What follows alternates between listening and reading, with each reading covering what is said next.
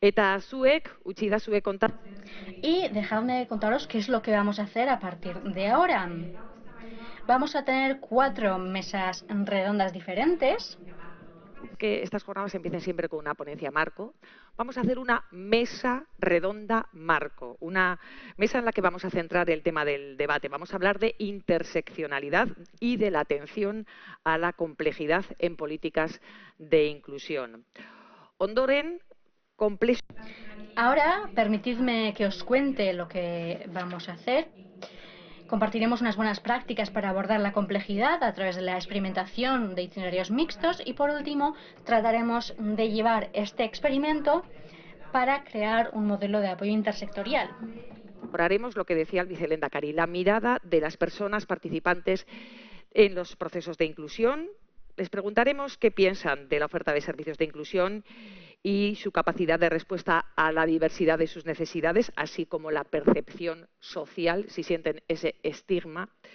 Y finalmente, a partir de esa visión, ahondaremos de la mano de personas expertas en la percepción social de las políticas contra la exclusión.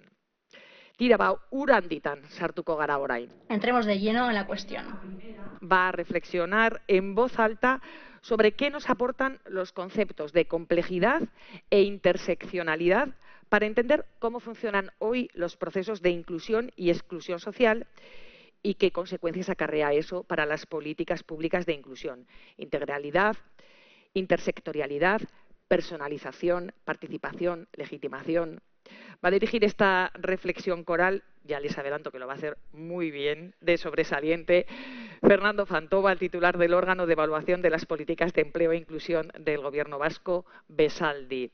Fantova, activista comunitario ADA, psicólogo. Fantova es un activista comunitario, licenciado en psicología, doctor en sociología y profesional de la intervención social.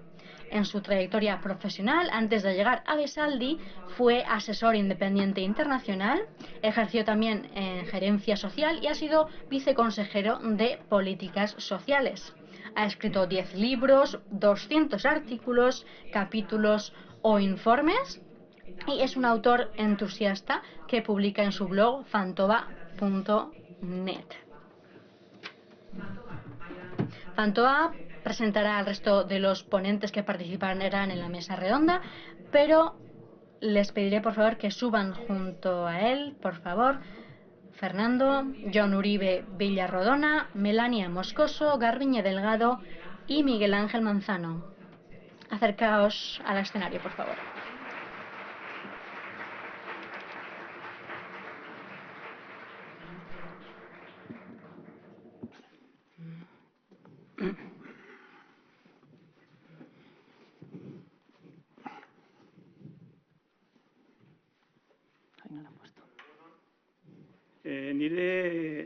Nire sarrera laburtuko dut. Bueno, me gustaría resumir un poco mi comienzo. Creo que lo podéis ver en la página LinkedIn, por lo que para adelantar voy a resumir un poco estas ideas. Me he quedado con Niklas Luhmann. Niklas Luhmann nos enseña que en nuestra sociedad compleja no hay un lugar mejor para verla. No hay un lugar único donde puedas mejor manejarla. Eta Kimberly Williams Crenshaw da... Kimberly Williams Crenshaw es precisamente, de alguna manera, el creador del concepto de, la creadora, mejor dicho, del concepto de interseccionalidad y nos demuestra, en su caso, hasta qué punto el hecho de ser una persona negra, el hecho de ser mujer y el hecho de ser pobre tiene que ver, tiene un impacto, tanto una idea en otra y viceversa, y le complica mucho la vida a esta persona. ¿Cómo moderar una mesa donde las personas se dividen en dos grupos? Las que son amigas mías hace mucho tiempo y las que tengo ganas de ser su amigo y voy a intentarlo hacerlo el día de hoy. Y voy a empezar por Joan Uribe, director ejecutivo de Hospitality Europe, doctor en antropología y una trayectoria potente en sinoganismo y gerencia social. Y te voy a lanzar las primeras tres preguntas, Joan. ¿Qué es eso que llamamos complejidad? ¿Somos capaces de objetivarla? ¿Se ajustan conceptualmente los sistemas e instituciones al gran cambio que implica la complejidad? Si no lo hacen, ¿por qué? ¿Las políticas de inclusión social que tenemos son un impulso o son un lastre a la hora de abordar la complejidad? Muy bien. Egunon, muchas gracias. Eskerrik asko, muy agradecido por la confianza y poder compartir y aprender hoy con vosotros, con vosotras.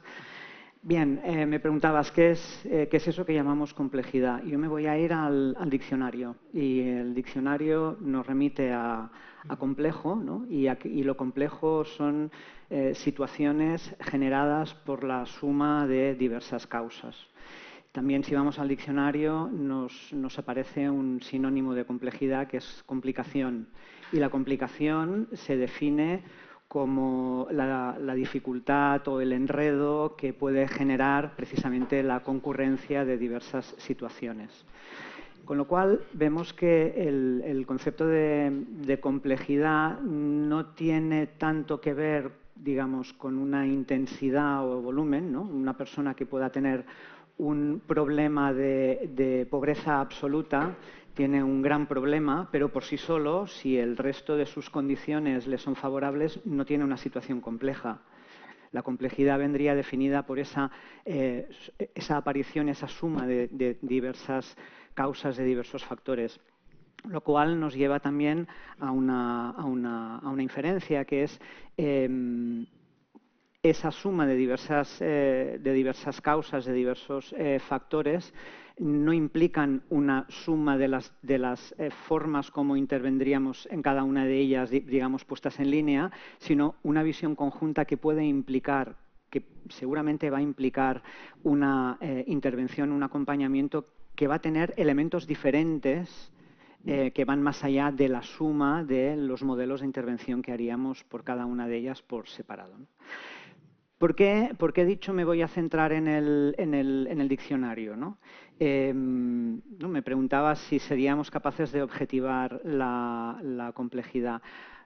Bien, hasta donde llega mi limitado saber en la lectura de bibliografía existente, la verdad es que aún no hemos sido capaces de objetivar qué es la complejidad. Tenemos conceptos como es el de exclusión, como es el de vulnerabilidad. Con el de exclusión tenemos un largo recorrido que sí nos ha permitido ir generando, ir objetivando y generando herramientas. No tenemos una única definición, no tenemos una única conceptualización, por eso las herramientas son diversas, pero hay un camino muy potente, ya hecho, ya realizado. El concepto de vulnerabilidad sigue siendo como muy amplio, muy vago, un poco difuso, y es lo que nos pasa también con el de complejidad.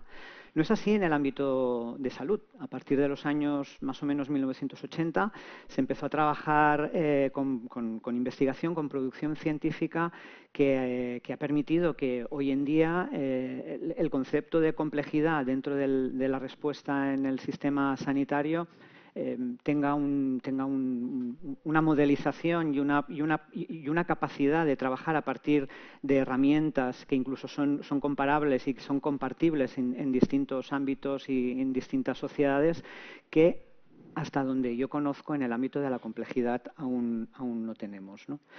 Entonces, me preguntaba si se ajustan conceptualmente los sistemas e instituciones al gran cambio que implica la complejidad.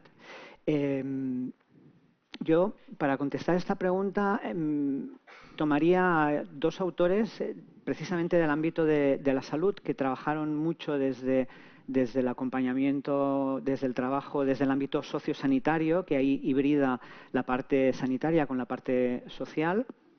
Son María José López y Sebastián Santaeugènia, y estas autoras dicen, desde nuestro conocimiento de lo sociosanitario, entendemos que desde el ámbito social el abordaje de la complejidad se tendría que dar desde dos ejes, ¿no? Uno,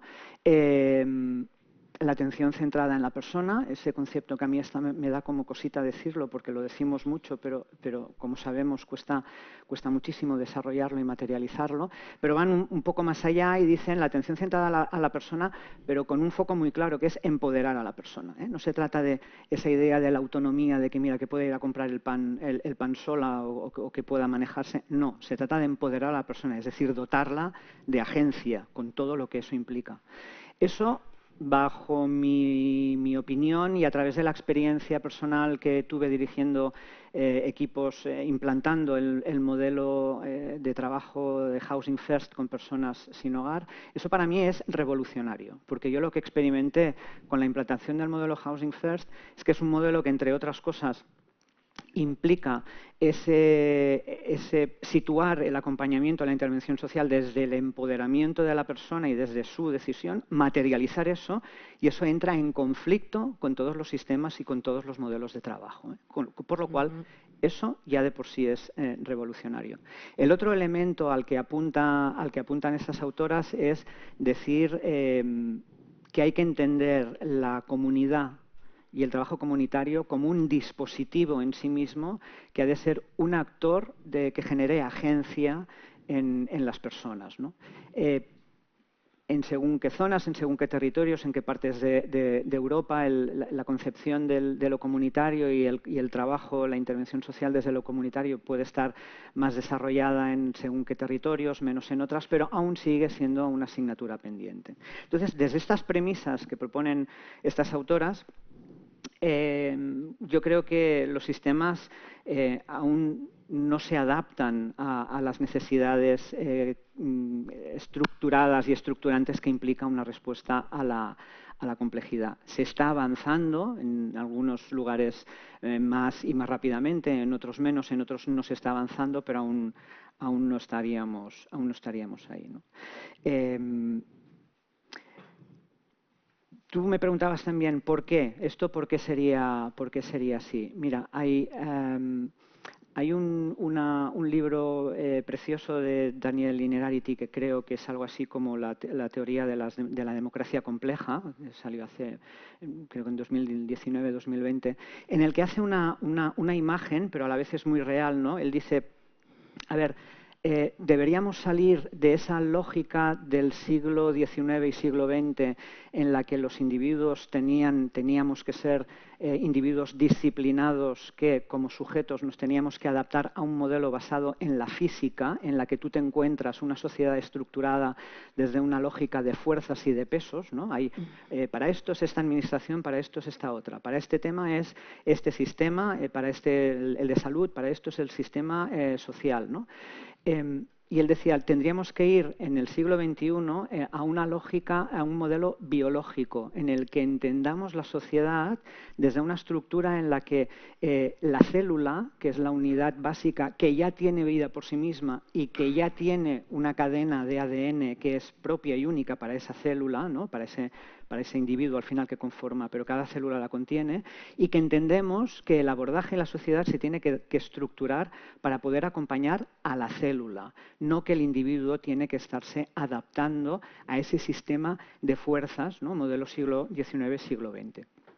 A partir de ahí, desde esta idea que me parece preciosa de Daniel Innerarity, pues bueno, creo que aún estamos lejos de haber reconvertido ese modelo que es aún el nuestro a este nuevo, que permita esa respuesta integral, ese modelo de atención centrada en la persona. Y finalmente me preguntaba si las políticas de inclusión social son impulso o lastre en la atención a la complejidad. Bien, aquí yo veo dos cuestiones. Por un lado, antes se apuntaba, ¿no?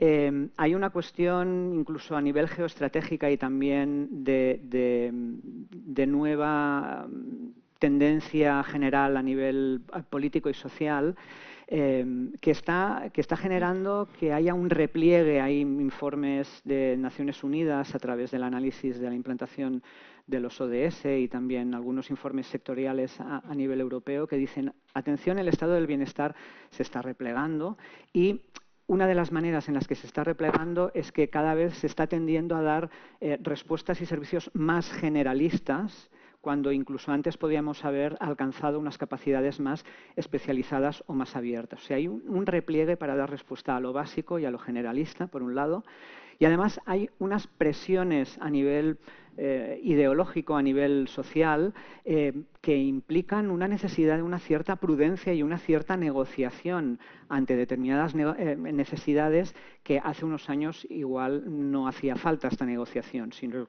que si lo que hace falta es esto, vamos a por ello, intentamos cumplirlo. Entonces eso da una dificultad por un lado.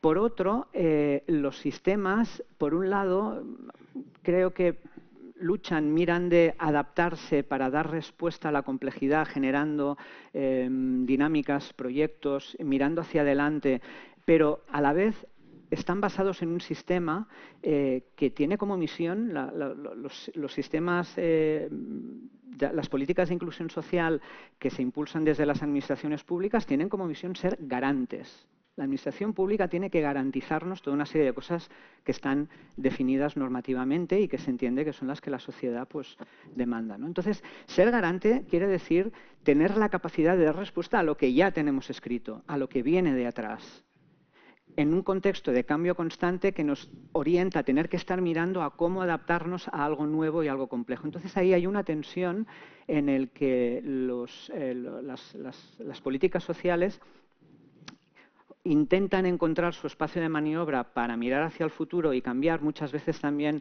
interactuando, trabajando, utilizando en el buen sentido al tercer sector como punta de lanza oye, intenta generar respuestas desde la complejidad y ya vemos cómo lo encajamos desde las políticas sociales o las mismas administraciones generando proyectos o lanzando módulos que generen respuesta a la complejidad, pero están en una situación, yo creo, incómoda y difícil, en la que se está trabajando y se está avanzando, pero que creo que es compleja en sí misma.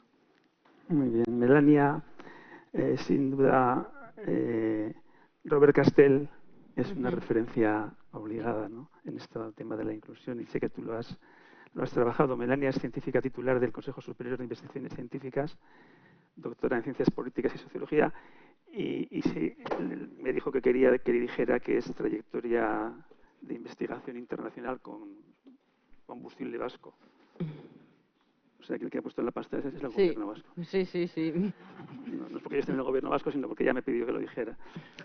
Háblanos de Robert Castell y de cómo nos ilumina este señor sobre esto de la inclusión y de la complejidad. Yo cuando tuviste la amabilidad de invitarme, lo primero que pensé es que una de las trampas que se encuentran pues el uso de las políticas de inclusión es que son intervenciones perfiladas hacia colectivos identificados, esencializados, que son las personas con discapacidad, son las personas sin hogar, son las personas en situación de pobreza.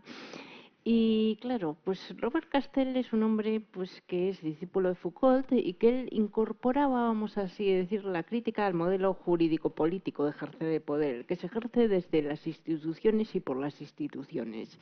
Entonces, Robert Castell lo que hacía era aterrizar cómo esas formas de ejercicio del poder, pues a través de las disciplinas, de los mecanismos de socialización en la escuela, en la familia, pero también con las regulaciones de la población, todas estas cosas que hace Osakidetza, pues de planes de vacunación o pues políticas estas de amplio espectro que se aplican a la población en general, pues facilitan, se inscriben en las trayectorias vitales y los proyectos de las personas.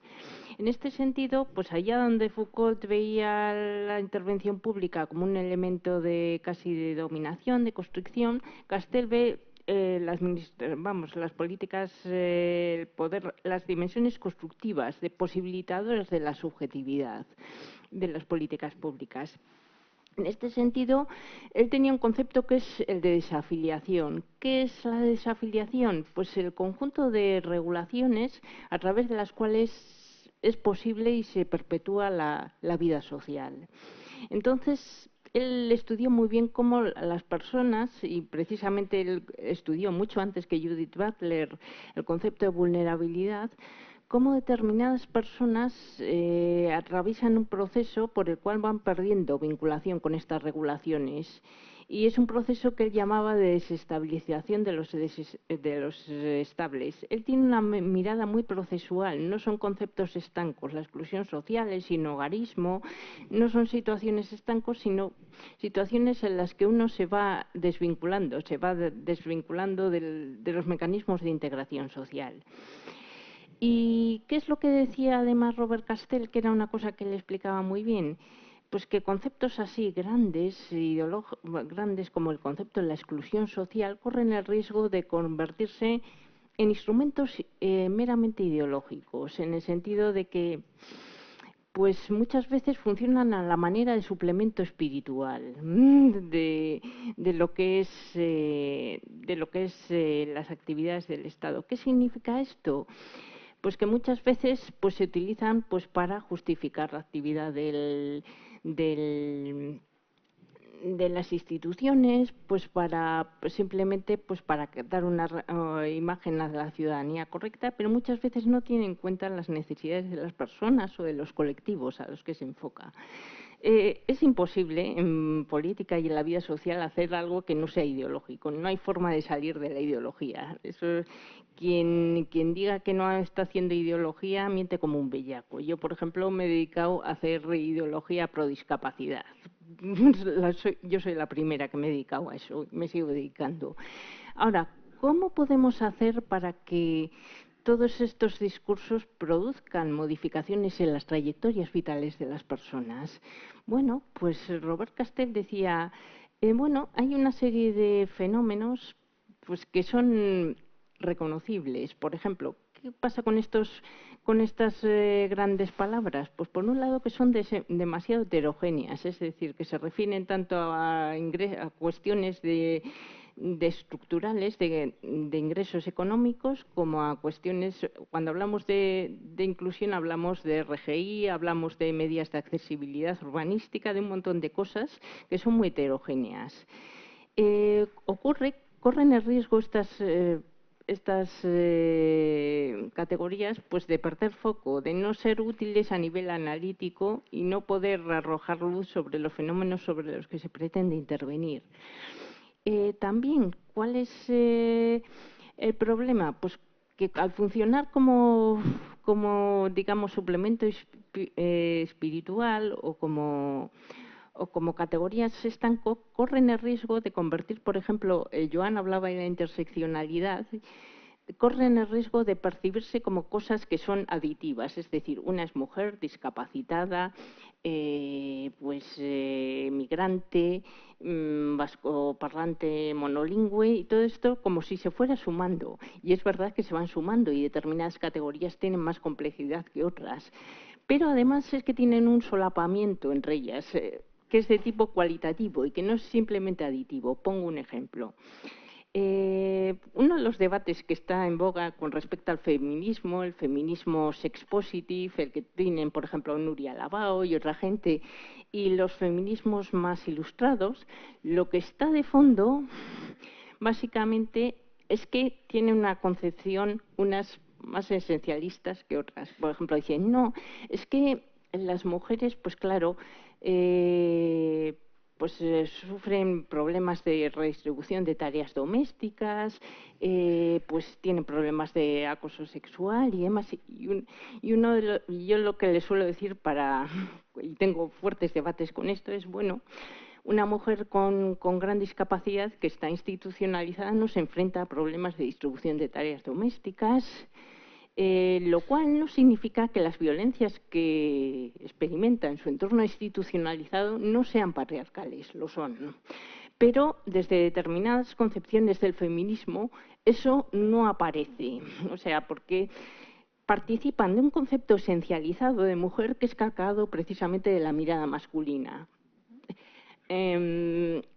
Otro ejemplo, cuando se habla de la integración laboral de las personas con discapacidad, pues muchas veces se dice, pues necesitamos cumplir un cupo, tenemos más de tantos trabajadores, necesitamos meter 2 trabajadores con discapacidad.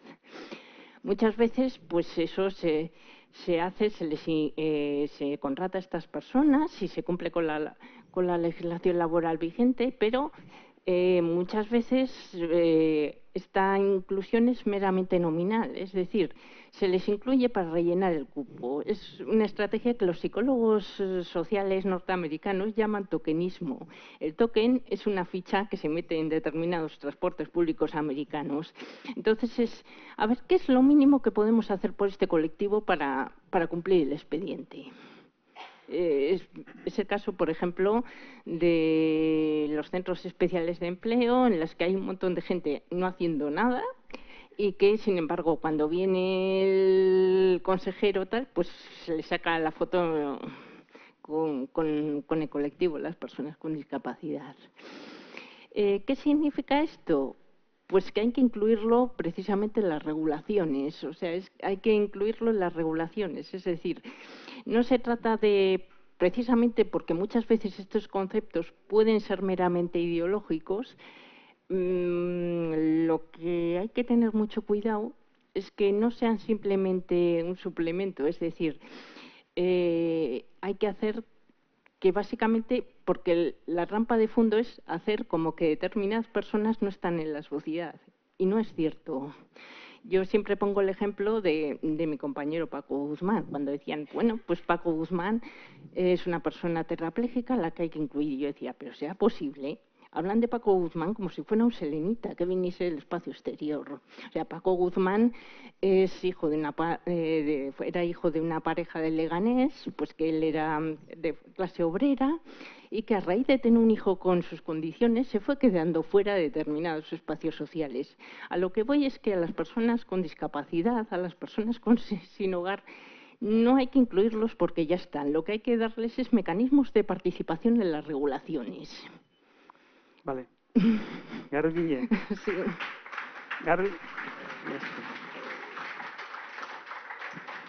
Garbiñe Delgado, Gizarte Zerbitzu Publiko. Garbiñe Delgado trabaja en servicios sociales públicos, es jefa de ese área en la Diputación Foral de Guipúzcoa en el ámbito de la violencia machista. Es psicóloga y educadora social. Garbiñe, los procesos de socialización son complejos, tal y como estamos comprobando. En vuestro caso, y aquello que tú haces en tu día a día, ¿cuáles son los espacios de gestión, las herramientas que habéis puesto en marcha en tu administración para dar respuesta a esa complejidad de la que hoy hablamos? Para abordar precisamente desde la Diputación Foral esa complejidad. ¿Cómo se trabaja? En primer lugar, gracias por darnos la posibilidad de trabajar el trabajo que desarrollamos en la Diputación. ¿Se me oye bien? Bien. Yo no voy a hablar del modelo teórico. Está recogido en nuestro segundo plan, el Carrequín, y lo podéis consultar si tuvierais interés. Me voy a centrar en las personas que ya están en situación de exclusión, pero que están en una situación de exclusión compleja. Porque hoy hemos venido aquí a hablar de complejidad, ¿verdad? Bien, os voy a presentar 2 o 3 instrumentos. Fernando, tú, cuando llegue al límite de mi tiempo, por favor, interrúmpeme, ¿eh? Desde mi punto de vista, voy a hablar desde un punto de vista cuantitativo y cualitativo. Y quiero hablar de aquello que es más efectivo, porque quizá estamos trabajando en marcos que quizá a veces carecen de efectividad. Quiero hablar en primer lugar de Sefarlan. Son un equipo de educadores sociales que están desplegados en diferentes comarcas con 8 personas que trabajan en todo el territorio. Y Melania nos lo decía, sí, respondemos por perfiles, efectivamente. Tenemos 3 perfiles. El primero de ellos son las personas que no pueden acercarse a los servicios sociales de base y casos que detectan estos servicios sociales de base. Y aquí podemos observar ya que es un nivel de complejidad altísimo porque no llegan desde los procedimientos habituales hasta nosotros, nosotras. Segundo perfil, personas que ya están valoradas y casos que están valorados en la Diputación y que están en lista de espera, por lo tanto se trataría de dar un seguimiento con una serie de objetivos que trabajaríamos con estos casos y que activamos. Y tercer perfil, bueno, personas y casos que detecta el propio equipo de trabajo. los equipos trabajan en las calles y, por lo tanto, por ejemplo, cuando trabajan con una persona determinada o con un caso, y cuando van por las calles pueden detectar otras personas, otros casos, avisan a los servicios sociales de base y es ahí donde empezamos a ver qué trabajo se puede hacer. ¿Qué nos da SEFACA? Bueno, el equipo más antiguo lleva ya 4 años desde que se puso en marcha el piloto y en el mejor de los itinerarios, ese caso que no llegaría a los servicios sociales de base se detecta, se empieza a vincular y cuando llega el momento adecuado para esa persona, cuando las personas de servicios sociales de base conocen el caso, ya se llama y se dice, ¿podemos ir ahora mismo con esa persona a servicios sociales de base para que conozcan a la persona y quizá para que hagan una valoración, para pedir una valoración de exclusión y hasta llegar a un recurso de segundo grado? Ese sería el mejor de los recorridos o itinerarios. En muchos casos estas personas salen del procedimiento, incluso en algunos casos nos dicen que no nos acerquemos, son los menos, pero a veces pasa, nos dicen que no nos acerquemos, tenemos que admitirlo y ya está. Y SEFACA nos da flexibilidad que es muy necesaria para dar respuesta a la complejidad. Ahora mismo no voy a desgranar muchos más ejemplos, después si lo consideráis necesario lo podemos hacer, pero lo que hacemos es estar en el momento adecuado, es lo que nos posibilita SEFACA. SEFACA es un servicio fuera de cartera y nos obliga a colaborar. Como digo, ante la complejidad esto es necesario, salir de nuestros cajones habituales, por decirlo de alguna manera. Es un programa además compartido con los servicios sociales de base y por lo tanto nos corresponde trabajar en colaboración. En relación a SEFACA, quiero hablar de un segundo instrumento y es la mesa de casos complejos. Es así como lo hemos llamado, no es un programa per se, es algo que va por comarcas con los servicios sociales de base y la Diputación, porque consideramos necesario hacer reuniones periódicas en las que discutimos casos, planteamos casos que no conocemos, a los que no sabemos cómo acercarnos y pensamos todos juntos. Ahí SEFACA nos ayuda mucho. SEFAC se puede acercar en algunos casos, SEFAC puede estar presente en determinados momentos y lo que sí observamos es que a veces nos quedamos cortos en el ámbito de la salud mental, porque sería algo necesario abarcarlo. De momento no lo hemos conseguido, lo estamos pidiendo, pero observamos que la mayoría de los casos complejos tienen también situaciones de problemas mentales no atendidos y ahí nos quedamos cortos a veces. A los servicios sociales de base, a las diputaciones, nos corresponde dar apoyo también en esas situaciones. Estamos en 5 comarcas, con una periodicidad que escogemos nosotras. Por ejemplo, en Oarsoaldea nos reunimos una vez cada mes y medio, en Debagoiena nos reunimos, en Debabarrena, cada 2 meses. Y lo que destacaría dentro de este espacio, esta herramienta, es que entre reunión y reunión, cuando tenemos que coger el teléfono, pues la colaboración fluye mucho mejor porque ya nos conocemos, ya nos hemos visto y ya conocemos las tendencias y las actividades de cada cual. Como tercer instrumento sería nuestra casa Errondo, detrás del Hospital San Juan de Dios, con una serie de plazas de residencia, una unidad de mujeres, pero lo que me gustaría destacar es lo siguiente. En el centro de día tenemos plazas comunitarias. Es un centro de día convencional, con perfiles cronificados, multicontingentes y todo ese tipo de cosas, pero además con una serie de plazas plus, y esas plazas no requieren todo el proceso.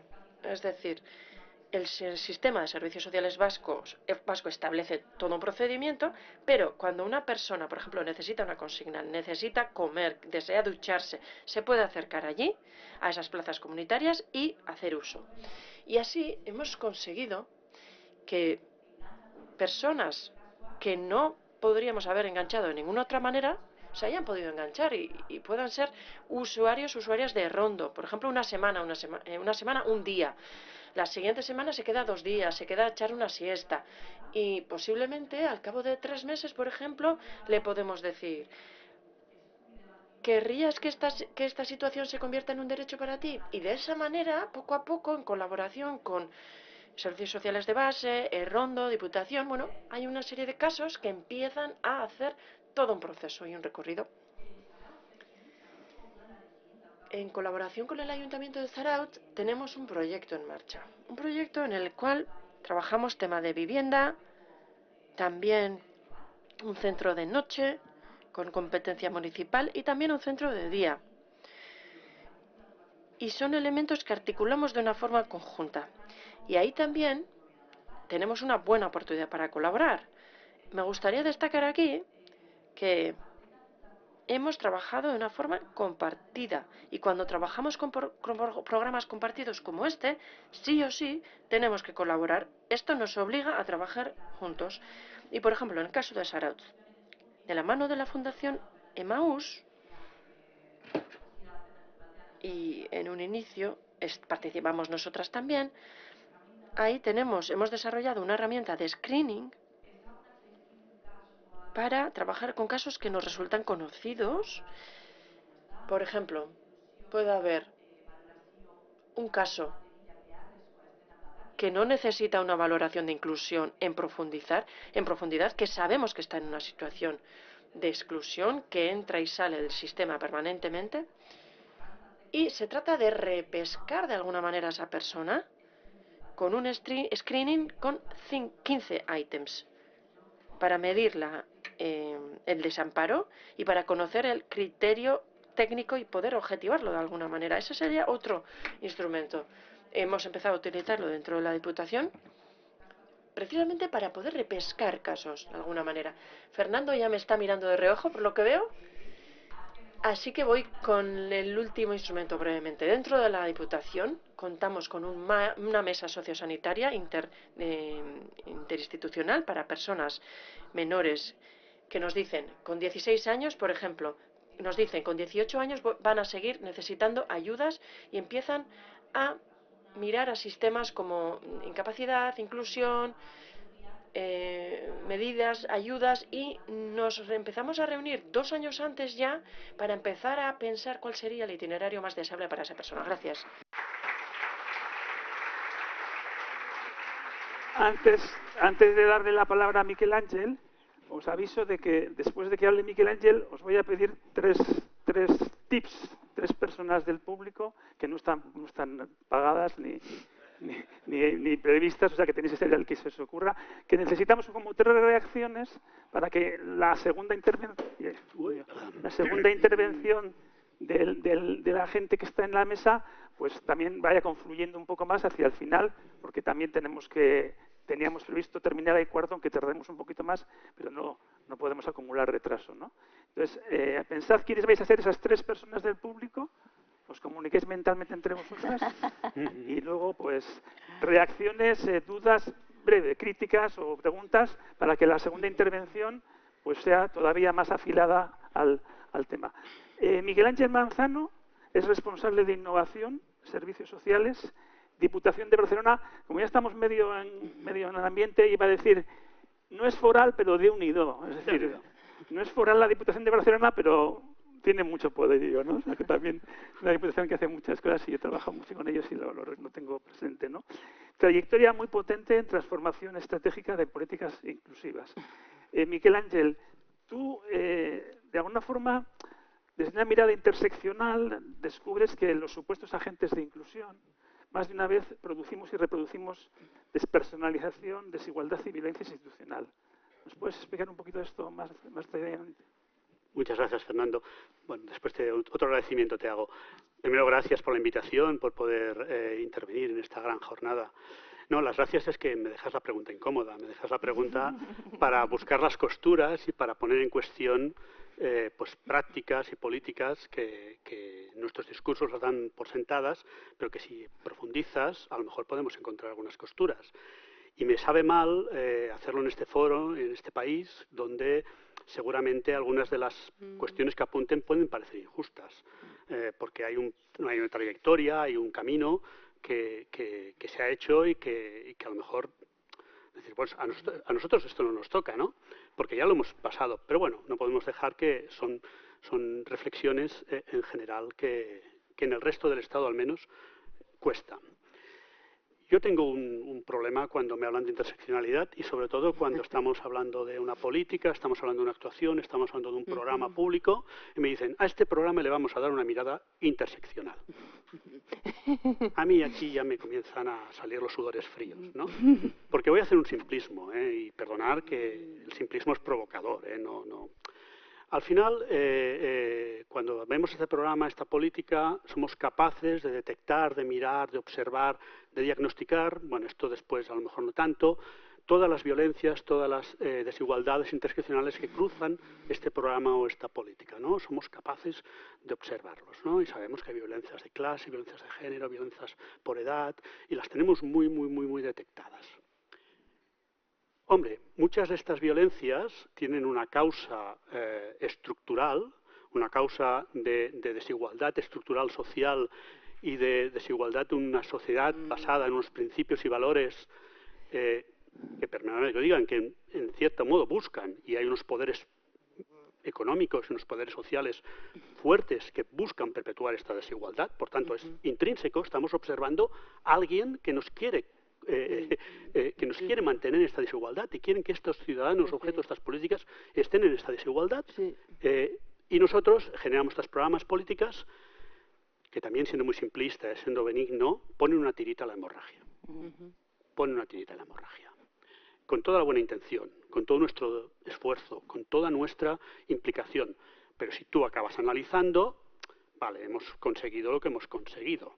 Y no quiero poner muchos ejemplos, el de garantía de ingresos, que somos amantes algunos de este tema, muy bien, no se ha de hacer, es obligatorio, es una obligación moral, pero cuando miras las cifras de reducción de pobreza, en general flojean, intentamos que sean las máximas posibles, flojean, en unos sitios flojean poco, pero en otros sitios flojean mucho. O en el mercado de trabajo, cuando intentamos hacer políticas activas y podemos políticas muy, muy, muy potentes, al final tenemos un mercado de trabajo que nos recuerda constantemente que la desigualdad del mercado de trabajo es inherente al mercado de trabajo. Y por lo tanto podemos tener una gran empleabilidad y podemos tener unas tasas de paro mucho más bajas, pero tenemos un empleo precario y eso no es gratuito, es querido, ¿no?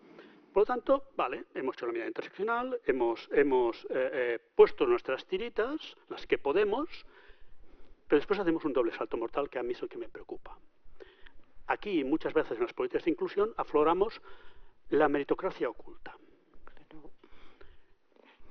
Tenemos estas tiritas puestas y en este caso en Euskadi tenéis el concepto de doble derecho, el derecho a estas políticas de bienes, de transferencia de bienes, sean económicos, de salud o de empleo, y otra, derecho a que te acompañamos en estas políticas de inclusión, excepción en el Estado, no os quiero recordar, pero muchas de estas políticas acaban incluyendo internamente la necesidad de que la persona demuestre su merecimiento, que demuestre su capacidad de progreso, que demuestre que merece que estas transferencias de bienes, que públicamente hemos creído que hemos de transferir, son merecedores de ellos. Y esto impregna una parte de las partes técnicas de nuestras políticas de inclusión, ¿no? Y aquí hay un tema que a mí además se lo robo también a Caster, que acabamos convirtiendo un problema colectivo, un problema social, un problema político, un problema de hay una desigualdad estructural que nos cuesta combatir políticamente, lo convertimos en un tema individual. Tú has de tener la capacidad de sobrepasarte en estos, de progresar y de poder superar esta situación individual que te sitúa en esta situación de exclusión, ¿no? Bueno, aquí aquí está gap entre lo posible y lo que le pedimos a la persona, al ciudadano, a mí me preocupa que estemos pidiendo un imposible, y me preocupa otra cosa que a lo mejor aquí me paso de frenada, y lo siento si me paso de frenada, si en el fondo no somos tontos útiles, estamos haciendo juego al sistema, este sistema de reproducción de desigualdades, y también la frase es muy provocadora, disculpadme, cuando mantenemos a los pobres, a los excluidos, ocupados en sus itinerarios de vida y en sus progresos, no cuestionamos que al final quien genera estas desigualdades es queridas, y son queridas por una parte de unos poderes determinados, ¿no?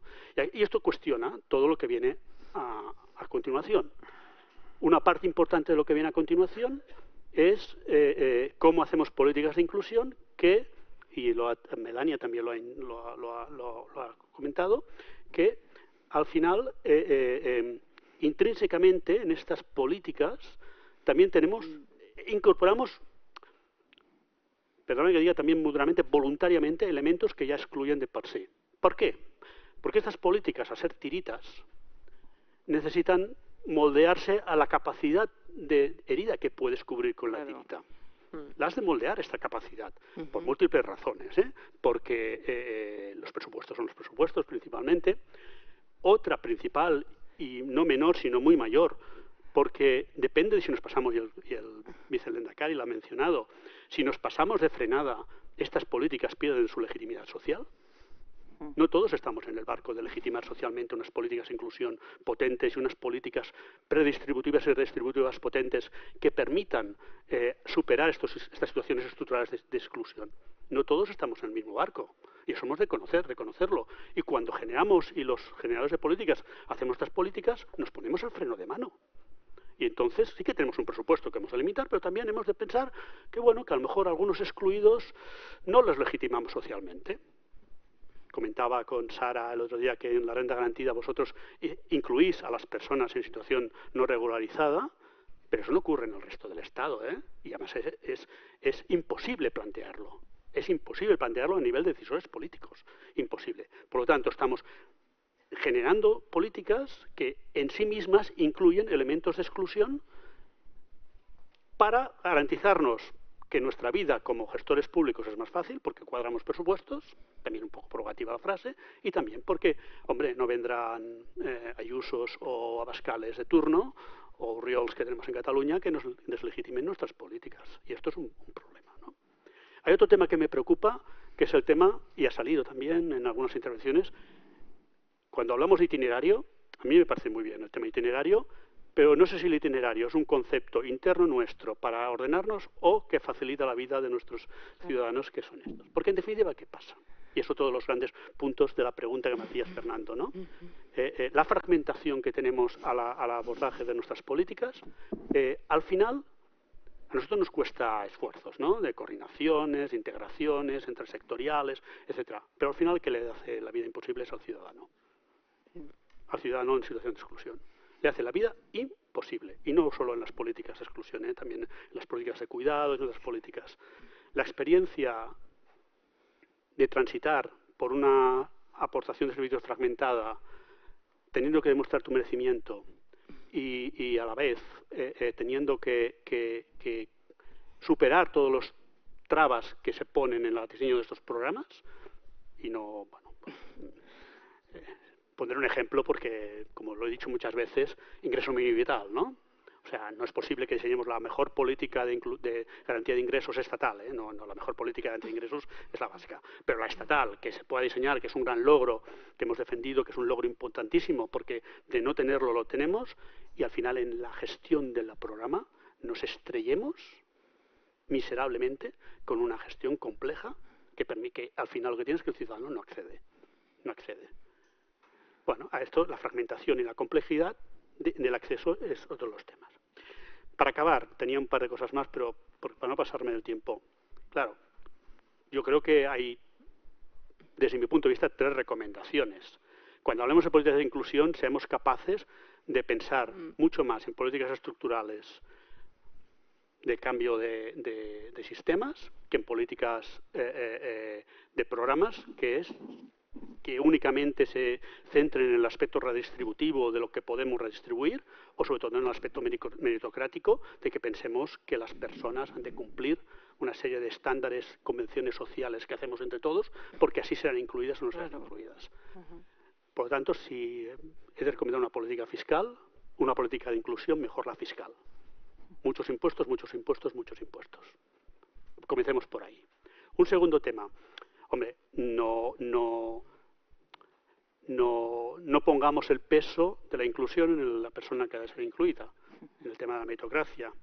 Seamos capaces de diseñar programas incondicionales de transferencia de bienes de todo tipo que permitan que la situación de la persona en situación de exclusión progrese. Y aquí, perdonad, pero tenemos un problema interno, que es que muchos de los programas que hacemos desconfían. O sea, la transferencia incondicional, sin ningún tipo de condición, es un tema que da miedo a los gestores y a los diseñadores de políticas. Por lo tanto, confianza, confianza, confianza en la ciudadanía. Cuantos bienes transferimos, seguramente es mucho más barato confiar que desconfiar y montar el montaje que tenemos de control de desconfianza. Es mucho más barato. Por tanto, confianza, confianza, confianza. Y después, seguramente romper un tabú. El que tiene la fuerza para conseguir su inclusión es el ciudadano, es la persona en situación de exclusión. Y hemos de reconocer que es muy difícil que la persona cambie si no tiene plena capacidad de agencia para querer este cambio. Y aquí hay muchos factores, es verdad, ¿eh? Hay factores de posibilidad y no de posibilidad. Yo soy muy amante de las teorías de la escasez, aquellas que dicen que en situación de escasez es muy difícil tomar decisiones racionales para intentar salir de tu situación. Pero aparte de eso, nosotros creo que es muy difícil que podamos establecer itinerarios de inclusión que desde la acción, arriba abajo, sin considerar la capacidad de agencia del ciudadano, sea posible que salga la exclusión. Por tanto, aquí, en vez de dirigir o establecer itinerarios en bien como instrumento, pero pensar que sean la panacea, yo creo que las 3 recomendaciones son acompañar, acompañar, acompañar. El ciudadano tiene agencia, nosotros tenemos capacidad de estar a su lado para ver estas situaciones en las que es imposible superar ciertos obstáculos, podemos estar acompañando, acompañando y acompañando. Y Esker.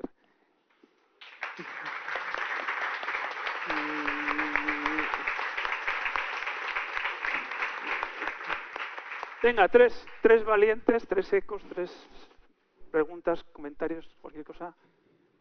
Si no, os animaré de una forma más... dice, a ver, sí, Joseba. Sí, hasta el micrófono te damos. Otro amigo.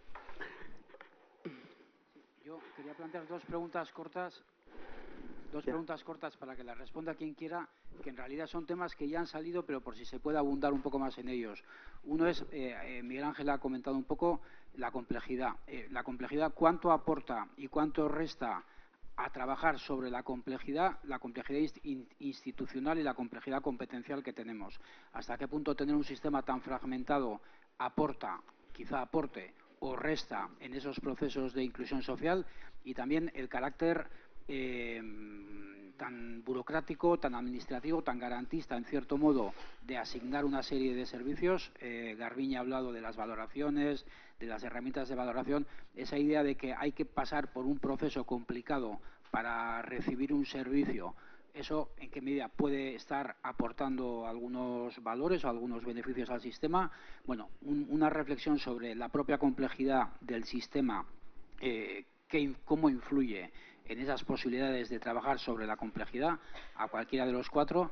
Y también otra cuestión que ha salido, pero bastante tangencialmente, es el papel de la comunidad, porque ahora se ha puesto, siempre ha estado sobre la mesa, pero cada vez hablamos más de integración en la comunidad.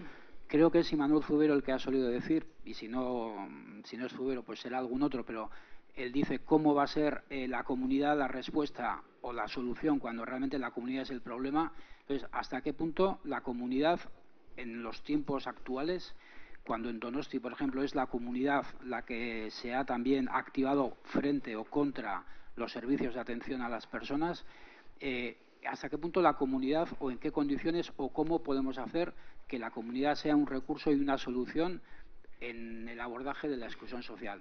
No sé si desde la idea de los itinerarios o desde cualquiera, pero hasta qué punto podemos de verdad, sin ser ilusos, contar con la comunidad o con qué parte de la comunidad o con qué recursos de la comunidad para estos objetivos. Es que ricasco. Venga, este pareja. ¿Alguna otra pregunta? A ver si se anima alguna persona. Estíbaliz, me parece que está levantando la mano. La fila, creo que es la fila de Lambide, me parece que es. Si era Ander o Estíbaliz. ¿No? Vamos a darles un poquito de tiempo porque necesitan acompañamiento. Estíbaliz estaba ahí a punto. Venga, Ander, muy bien. El tercero va por ti, Fernando. Esta parte. Por plantearos que desarrolléis un poquito más. Joan, comentabas la idea, igual, si puedes desarrollar un poco más, la idea esa de intentar abandonar los perfiles, ese concepto de perfil que hemos venido arrastrando durante tantas décadas en las políticas de inclusión, si puedes desarrollar un poquito más. Luego había otra cuestión que Melania comentaba en torno... No he querido entender una crítica sobre la interseccionalidad, sobre el concepto, ¿no? Pero que no entenderla solo como una lógica agregativa, sino multiplicativa. No aditiva, sino además cualitativa. Que no es solo que se sume, sino que además se solapan de forma cualitativamente distinta. Si podrías desarrollar un poquito más esa idea. Y a Miguel Ángel... tal vez sobre lo que ha comentado entendiendo que estamos fuera de un marco de disciplinar a la persona, si abandonaría por completo cualquier tipo de condicionalidad en la relación de la intervención o, depende cómo se estableciera esa, cree que es de utilidad. Yasker, Ander, Mendik. ¿Alguna otra persona por aquí? La gente de Locavide no. Bueno, vamos a dejarlo. Tenéis 1 minuto y medio cada una. Vale. Empieza en sentido... Tania, este nos va guiada. Sí, comienzo yo. Pues yo tomaré esa primera idea que ha preguntado Joseba. Es decir, tenemos el sistema dividido en cajas y está muy burocratizado. Sí, estoy totalmente de acuerdo.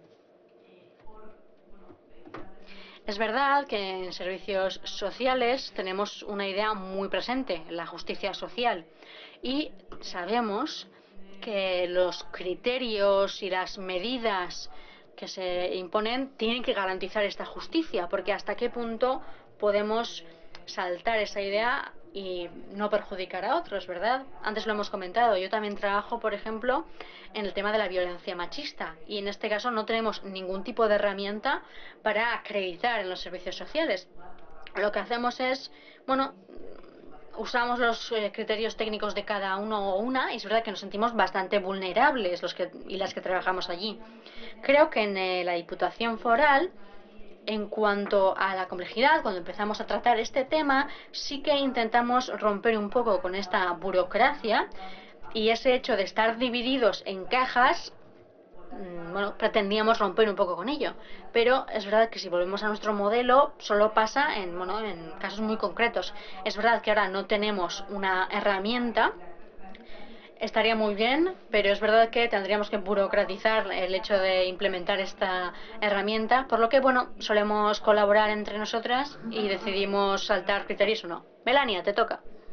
Para empezar a responder la interpelación directa que me ha hecho Ander.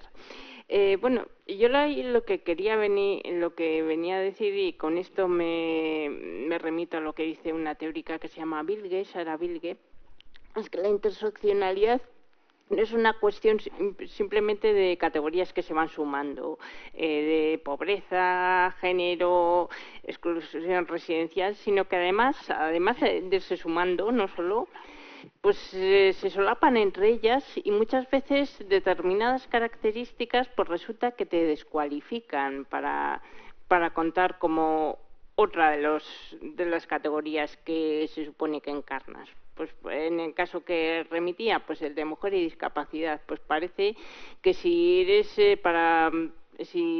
resulta que eres una mujer playboy, pues todo el mundo entiende muy bien que puedes ser víctima de acoso sexual y demás, pero ¿qué ocurre, por ejemplo, si eres una mujer mayor? Puedes ser víctima de violencia de género exactamente igual. Y sin embargo, el solapamiento de esas dos categorías pues parece que descualifican una a la otra. Más cuestiones. Miguel Ángel. Sí. Telegráfico.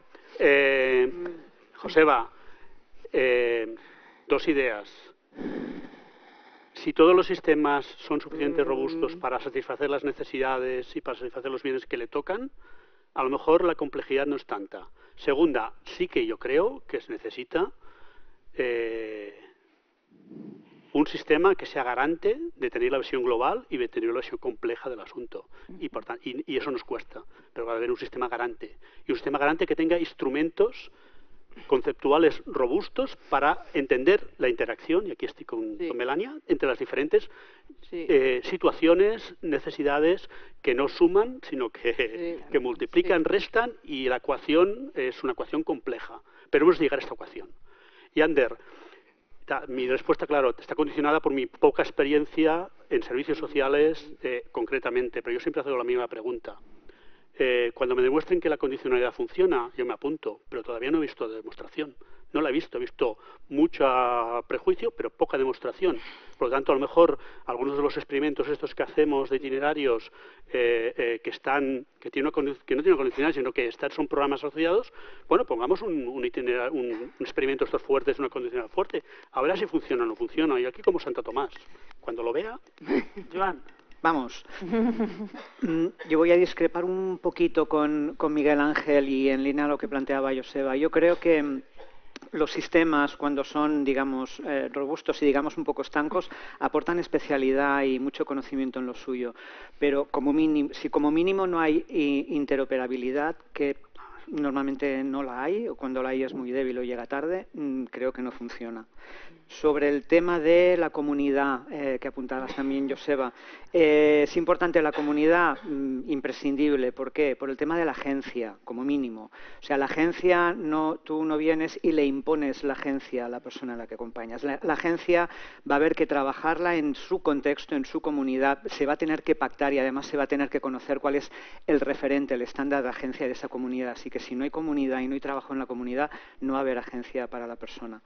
Y finalmente, y si he creído entenderte, Ander, el tema de los perfiles, me ha venido a la cabeza un compañero de hace muchos años que él me decía, llevaba años ya, estábamos trabajando con personas en situación de sin hogar y me decía, ostras, en la carrera en trabajo social a mí he tenido asignatura de personas mayores, he tenido asignatura de adicciones, he tenido asignatura pero llevo años trabajando con personas sin hogar y no sé cómo abordar, porque la suma de todo eso no implica. Bien, entonces es un modelo distinto, es entender, situarse desde la persona y construirnos y construir modelos, métodos, dinámicas de trabajo desde ahí. Como resumen, bueno, tenéis el LinkedIn para poder comprobarlo. Fernando lo iba a hacer clavadito. Un minuto, sí, creo que te has sin sacar el hacha, Efectivamente. No, pero me voy a apuntarlo el truquito de... Está muy bien. Cada día se aprende algo más, ¿no? Y de Fernando voy a aprender el truquito del bolígrafo con el... Bueno, Chano Benovat. Un aplauso, por favor. Joan Uribe, Garbiñe, Miguel Ángel y Fernando Fantova. Bueno, ahora vamos a tener un pequeño hueco para tomarnos un cafecito, que será en la planta de abajo. Hay 2 salas habilitadas para tomar el café. Nos citamos aquí a las 12 menos 10, si puede ser, y así no perdemos demasiado tiempo. 12 menos 10, todos aquí.